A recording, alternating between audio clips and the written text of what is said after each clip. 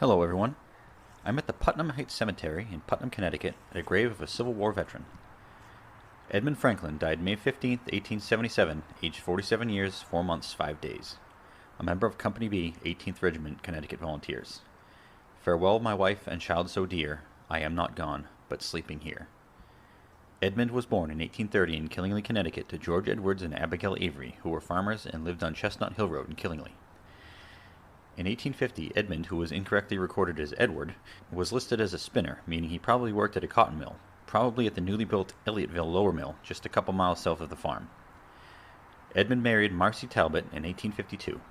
Edmund's father died in 1860, and his mother was living with him and Marcy on the 1860 census, and Edmund was listed as a shoemaker.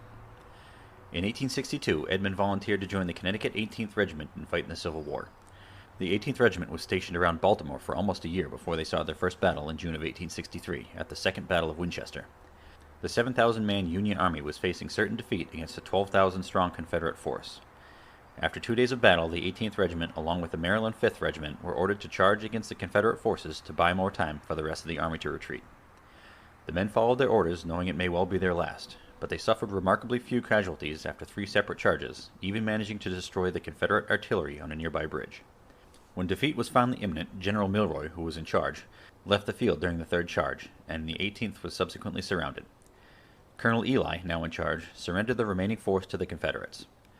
The captured men were all exchanged after only 3 months in captivity, and nearly all of them survived and were returned unharmed, which is very rare for the Civil War. It is unknown if Edmund was one of the captured men or not. The Connecticut 18th went on to fight in the battles of Newmarket, Piedmont, and the Second Battle of Kernstown before the end of the war.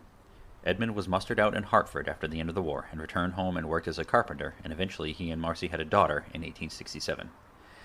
Their daughter only appears on the 1870 census that I can find, and without her full name, so unfortunately I have no idea what happened to her. Edmund died at the young age of 47, but no cause of death was recorded for him. Marcy died in Norwich at the age of 67, and I could find no burial record for her. Edmund is buried by himself here, but his brother George is buried elsewhere in the cemetery. If you like these videos, give me a like and subscribe, and I'll do my best to entertain your mortuary musings. Thanks for watching.